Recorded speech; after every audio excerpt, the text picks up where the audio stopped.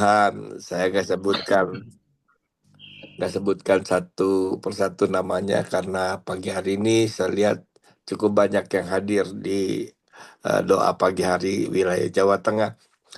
Waktu saya mungkin saya set di sini nggak lewat dari 20 menit, tapi kita percaya 20 menit ini kalau kita meresponi pembenaran firman Tuhan pasti akan menjadi berkat buat kita semua.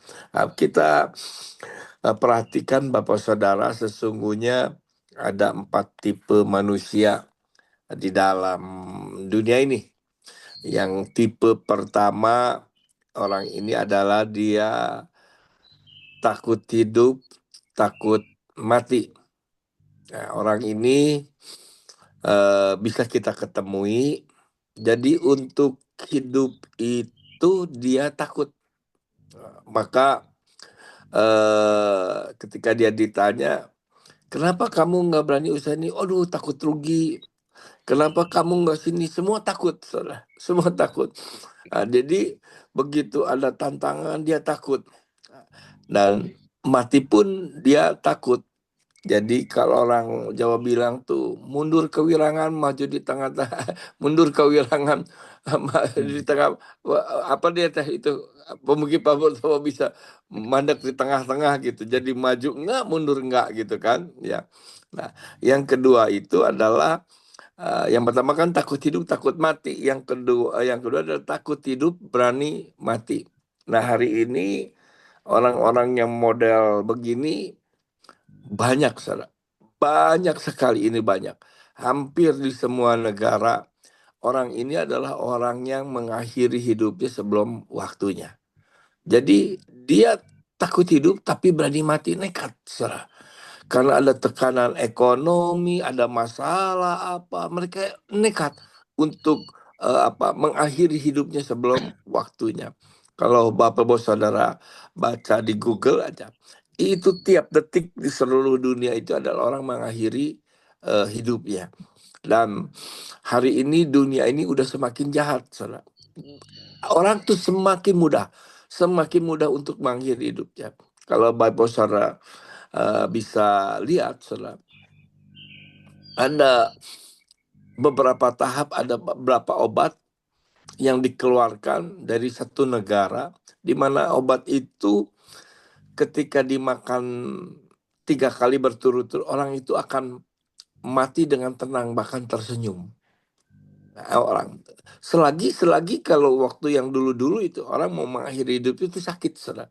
Menggantung diri itu sakit, dengan memutus pembuluh darah sakit, saudara. Ya, dengan makan baygon atau itu apa sakit, tapi obat ini betul-betul membuat orang itu nyaman, saudara. Maka kita bisa bayangkan begitu mudahnya orang sekarang ini untuk bunuh diri dengan tertawa, saudara. Nah, hal yang ketiga adalah dia berani hidup takut mati.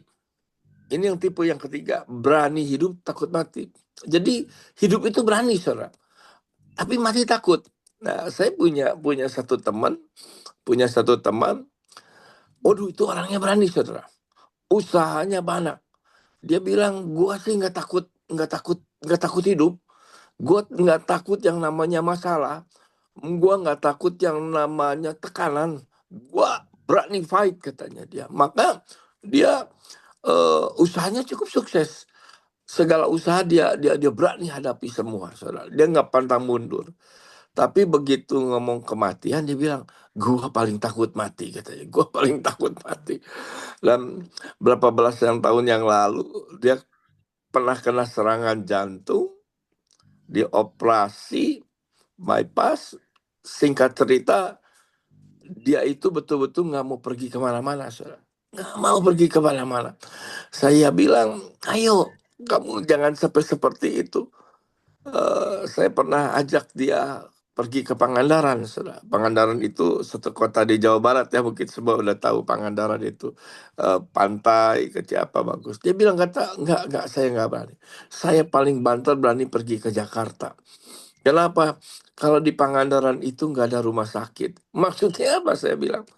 Ya, saya tuh semenjak dioperasi bypass, jadi saya punya ketakutan, dia bilang. Nah, tapi kalau saya pergi ke satu kota yang nggak ada rumah sakit, saya takut kalau anfal, waduh nyawa saya nggak ketolong. Artinya dia mau pergi ke satu kota kayak Jakarta, kalau di situ ada rumah sakitnya. Maka ketika dia masuk Jakarta, dia selalu perhatikan di kiri kanan dia ya rumah sakit yang terdekat apa.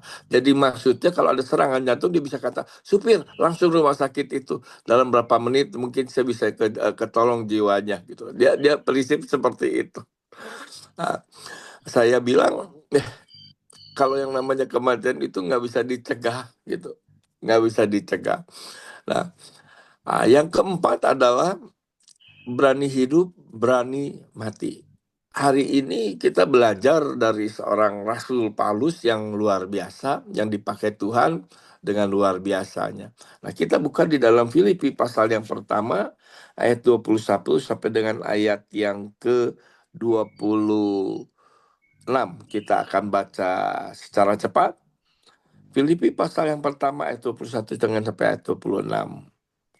Karena bagiku hidup adalah Kristus dan mati adalah keuntungan. Tetapi jika aku harus hidup di dunia ini, itu berarti bagiku bekerja memberi buah. Jadi mana yang harus kupilih aku tidak tahu. Aku didesak dari dua pihak. Aku ingin pergi dan diam bersama-sama dengan Kristus itu memang jauh lebih baik. Tetapi lebih perlu untuk tinggal di dunia ini karena kamu. Dan dalam keyakinan ini tahulah aku akan tinggal dan akan bersama-sama lagi dengan kamu sekalian supaya kami makin maju bersukacita dalam iman. Sehingga kemegahanmu dalam Kristus Yesus makin bertambah karena aku apabila aku kembali kepada kamu. Bapak Saudara, kalau kita perhatikan firman Tuhan ini, jelas Paulus itu mengatakan, aku didesak dari dua pihak. Di satu sisi Paulus berkata, aku ingin pergi bersama dengan Kristus, itu jauh lebih baik. Tetapi lebih perlu tinggal di dunia ini. Jadi aku memutuskan bahwa Tuhanlah yang menentukan apakah aku harus hidup atau mati. Artinya Paulus menyadari kalau Tuhan memberikan Paulus umur, berarti dia bekerja memberi buah. Tetapi kalau Tuhan mau dia mati, bagi Paulus itu adalah keuntungan. Itu yang Paulus katakan, itu jauh lebih baik. Nah, kita mengerti akhirnya Tuhan memberikan Paulus itu kesempatan untuk hidup. Oleh karena itu, Paulus menyadari ketika Tuhan memberikan kesempatan hidup, dia hidup bekerja memberi buah, saudara. Mungkin hari ini Bapak Saudara mirip-mirip dengan saya. Belumlah sampai punya iman, mati adalah keuntungan. Belum mungkin Pak, ya baru setengah keuntungan. It's okay Saudara, it's okay Saudara, karena itu betul iman-iman yang tertinggi gitu. It's okay. Tetapi kalau hari ini poinnya Tuhan memberikan kita kesempatan hidup, inilah yang harus kita mau. Kita harus hidup, bekerja, memberi buah. Dan itu adalah tekad di dalam hidup saya, saudara. Kalau Tuhan memberikan saya hidup, memberikan saya waktu, artinya saya sungguh-sungguh hidup saya itu diisi dengan bekerja, memberi buah. Nah, buah yang pertama adalah buah pertobatan. Matius 3 ayat yang ke-8 berkata, jadi hasilkanlah buah yang sesuai dengan pertobatan. Hari ini saya jujur, kalau saya itu masih terlalu jauh untuk seperti Yesus. Ada hal-hal yang saya harus perbaiki. Ada hal-hal saya sendiri juga harus level up, saudara. Ya, kalau kita perhatikan, saudara, itu adalah satu tujuan hidup saya. Mungkin juga itu tujuan Bapak Ibu Saudara. Karena Tuhan mau kita semakin hari itu semakin serupa dengan Tuhan. Artinya buah pertobatan kita itu harus semakin hari semakin lebat, semakin serupa dengan Tuhan Yesus. Mungkin yang perlu kita renungkan setiap hari adalah ketika doa, saya selalu merenungkan apa yang masih belum saya bisa perbuat, ya, apa yang saya harus perbaiki, di mana saya harus sell up. Sell up itu harus membentuk diri saya sendiri supaya saya juga level up, supaya saya serupa dengan Tuhan. Nah, itu dari buah yang pertama adalah buah pertobatan. Buah yang kedua adalah buah pelayanan. Di dalam Injil Yohanes 14 ayat 12, mengenai Yesus berkata, Aku berkata, sesungguhnya barang siapa percaya kepadaku, ia akan melakukan pekerjaan-pekerjaan yang aku lakukan. Bahkan pekerjaan-pekerjaan yang lebih besar daripada itu. Ini Yesus jelas berkata, di mana barang siapa percaya kepadaku, ia akan melakukan pekerjaan-pekerjaan yang aku lakukan. Bahkan lebih besar daripada itu. Wow, saudara. Di situ dikatakan lebih besar dari pelayanan Tuhan Yesus. Di mana kita tahu apa yang dilakukan oleh Tuhan Yesus selama Tuhan Yesus ini ada di muka bumi ini. Yaitu pelayanan, saudara. Ini adalah pelayanan. Maka Bapak Saudara, ketika hari ini kita diberi kesempatan itu, inilah waktu kita boleh melayani Tuhan, melayani sesamanya. Dengan apa sudah melayani Tuhan? Dengan tenaga, pikiran, uang, waktu. Itu yang bisa kita lakukan. Dan saya katakan hari ini adalah waktu-waktu yang sempit. Karena kita sudah di zaman akhir. Waktu ini adalah waktu yang teramat sempit. Nah, itu yang kita bisa pergunakan untuk boleh kita menjangkau jiwa-jiwa di luar sana. Jiwa-jiwa yang belum mengenal Tuhan. Hari ini miliaran orang sedang berjalan menuju kebinasaan. Jangan, saudara. Orang-orang tersebut ada di sekeliling kita. Nah, itu adalah tugas kita semua. Nah, poin yang paling penting di dalam pelayanan itu, kita harus tanamkan di diri kita 3 hal ini. Seperti yang Yesus lakukan. Di dalam pelayanan kita harus punya perhatian, belas kasihan, dan pengorbanan. Di dalam pelayan ini, Bapak, Saudara, dan saya harus memiliki 3 hal ini. Kalau salah satu kita tidak memiliki, pelayanan kita tidak akan pernah maksimal. Perhatian, belas kasihan, dan pengorbanan, saudara. Nah, kisah ini diceritakan oleh Yesus sendiri ketika ada seorang yang berjalan dari Yeriko ke Yerusalem. Di tengah jalan orang ini dijahati orang, dirampok habis-habisan. Maka di situ dikatakan, lewatlah imam-imam. Imam itu hanya bisa melihat saja orang yang tergeletak, saudara. Hanya melihat saja dia lewati. Nah, yang kedua adalah lewat lagi orang Lewi. Orang Lewi ini kalau dikatakan hari ini adalah seperti kitalah orang Kristen. Dia hanya melihat orang yang dalam kesusahan. Datanglah orang Samaria. Orang yang tidak mengenal Tuhan, tapi penuh perhatian, belas kasihan, dan pengorbanan. Maka dibalutlah luka orang itu, dia naikkan keledainya. Dia bawa tuntun ke satu hotel. Bahkan setelah itu, dia memberikan beberapa uang dinar kepada pemilik hotel.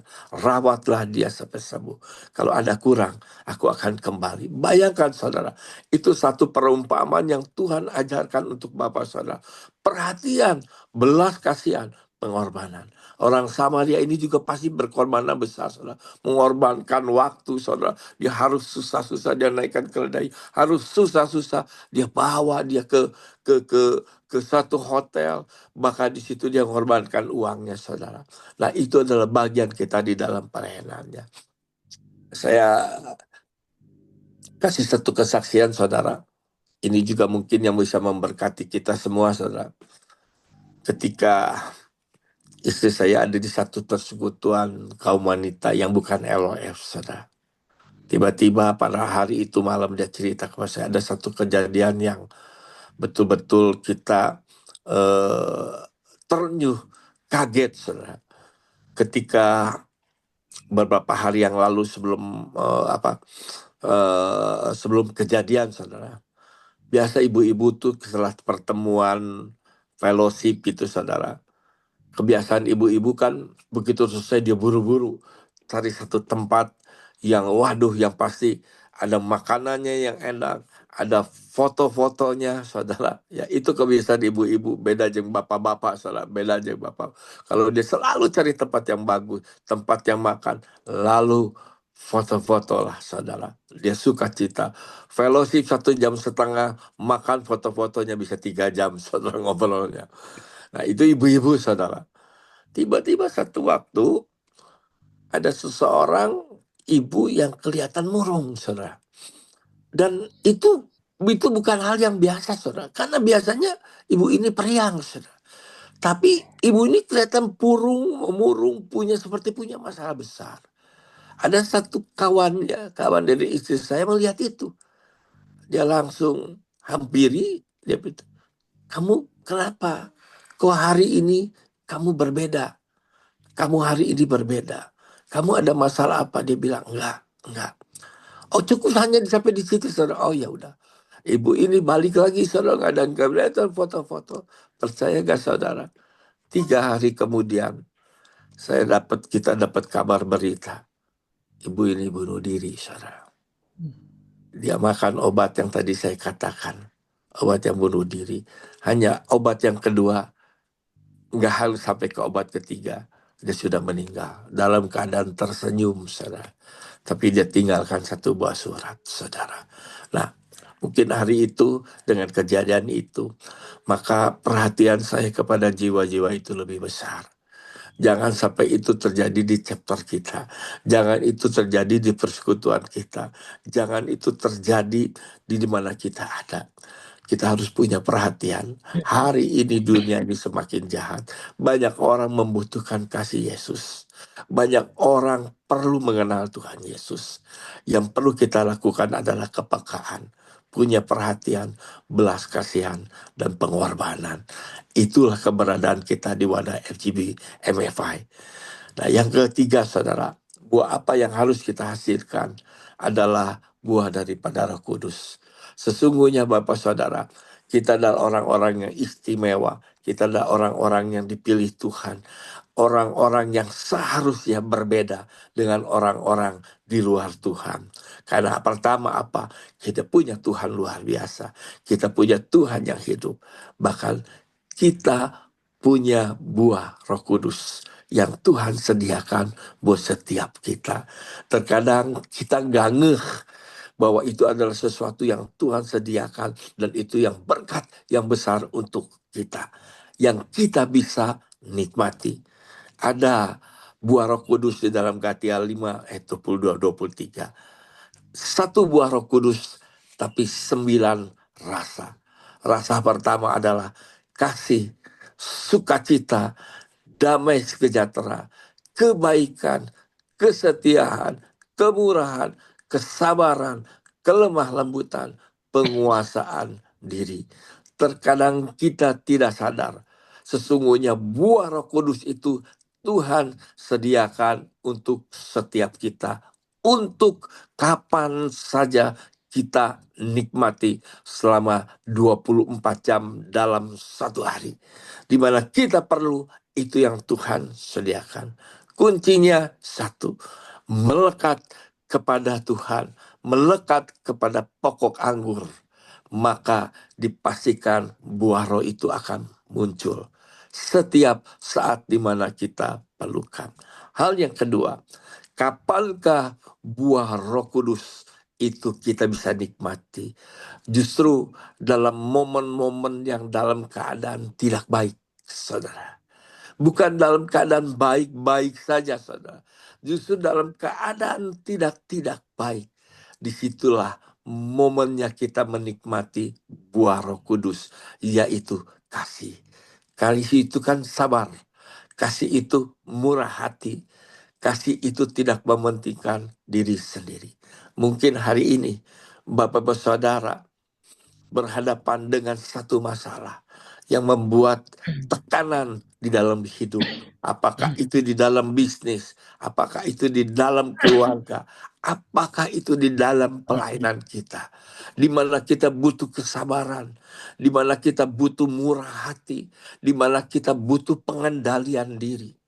Disitulah momen kita melekat kepada Tuhan. maka Tuhan akan memberikan kita yang namanya buah roh itu. Kesabaran, sukacita, damai sejahtera bakal yang melampaui segala akal. Penguasaan diri ketika kita di dalam tekanan. Dan momen-momen itu saya pergunakan, saudara. Ketika saya ada di dalam masalah, ketika saya ada di dalam tekanan, disitulah saya semakin melekat kepada Tuhan. Dan saya minta kepada Tuhan, Tuhan kasih buahmu, buah rohmu, yaitu yang namanya kesabaran. Tuhan kasih buah rohmu yang itu namanya penguasaan diri. Karena firman Tuhan berkata dalam Amsal, orang yang sabar melebihi seorang pahlawan. Orang yang menguasai diri melebihi orang yang merebut sebuah kota. Oh, puji Tuhan, saudara. Tapi, saudara, ada satu hal yang kita tidak boleh lakukan. Ketika kita ada di dalam tekanan, mungkin ada dalam cacian, ada fitnahan. Seringkali kita gagal menikmati buah Roh Kudus karena kita menyalahkan orang. Kita menyalahkan keadaan, bahkan menyalahkan Tuhan. Habis bagaimana saya nggak bisa sabar? Bagaimana saya bisa menguasai diri? Tekanan itu begitu hebat. Orang itu begitu jahat. Mulutnya itu begitu tajam. Orang itu nggak pernah berubah. Bagaimana? Wajar kan saya kalau marah? Wajar kan kalau saya nggak sabar? Wajar nggak kalau saya kehilangan diri? Seringkali alasan itu membuat kita tidak bisa menikmati yang namanya buah Roh Kudus itu. Maka saya belajar, apapun masalah hidup saya tidak mau menyalahkan orang. Saya tidak mau menyalahkan, apalagi menyalahkan Tuhan. Tapi saya jadikan momen itu untuk boleh melekat kepada Tuhan, menikmati yang namanya buah Roh Kudus itu, yang namanya kesabaran, murah hati, penguasaan diri, kebaikan, kesetiaan. Itulah momennya. Saudara, keberadaan kita hari ini, saya katakan hari-hari kita sudah teramat sempit, saudara. Kita nggak tahu waktu kita kapan. Bulan depan, minggu depan, atau besok, atau malam besok. Kita nggak ngerti, saudara. Tetapi yang Tuhan ingatkan hari ini, saudara. Apabila Tuhan memberikan kita waktu, kita isi ini untuk bekerja memberi buah. Buah pertobatan, buah pelayanan, dan buah Roh Kudus. Itu yang kita nikmati. Saya rasa kita nggak perlu takut untuk mati, saudara. Kalau takut mati bisa menghasilkan buah, artinya bisa mencegah kematian. Saya pilih juga takut mati, saudara. Biar nggak terjadi kematian. Ternyata nggak bisa, saudara. Takut mati pun kalau waktunya ya mati aja, saudara. Jadi buat apa kita takut untuk mati, saudara? Karena kita percaya kalau memang itu waktunya Tuhan, kita akan bertemu dengan Tuhan. Tuhan yang betul-betul mengasihi kita. Tapi tentu saja setiap doa kita minta ingin diberi umur panjang. Kita ingin diberi umur waktu yang lebih panjang. Untuk apa? Bekerja memberi buah. Sekali lagi, buah pertobatan, buah pelayanan, dan buah Roh Kudus. Semoga ini menjadi berkat buat kita semua di pagi hari ini. Kita tundukkan kepala, kita berdoa. Bapa di surga, kembali ucap syukur untuk kebenaran firman Tuhan di pagi hari ini. Hidup kami adalah hidup untuk Kristus. Kami mengerti apa yang boleh kami lakukan di dalam waktu hidup kami adalah untuk bekerja memberi buah. Buah pelayanan, buah pertobatan, dan buah Roh Kudus. Terima kasih Tuhan. Kami percaya firman Tuhan tidak akan kembali dengan sia-sia, tapi akan bertumbuh banyak, lebat di dalam kehidupan kami. Dan nama Tuhan dipermuliakan. Engkau memberkati semua member-member. Kami berdoa juga untuk Pak Ali, Tuhan. Dengan seluruh para RVP-nya, Tuhan. Seluruh direktur, Ardi, Firep, Chapter Presiden, semua officer, bahkan seluruh member di wilayah Jawa Tengah. Senantiasa di dalam berkat Tuhan. Jadikan mereka hamba-hambamu yang setia. Yang terus melakukan apa yang menjadi tugas di dalam pelayanannya. Biarlah kami semua boleh menikmati buah Roh Kudus. Itu yang membuat hidup kami hidup yang berkemenangan. Hanya di dalam satu nama Tuhan Yesus Kristus kami telah berdoa dan mengucap syukur. Haleluya. Amin. Amin.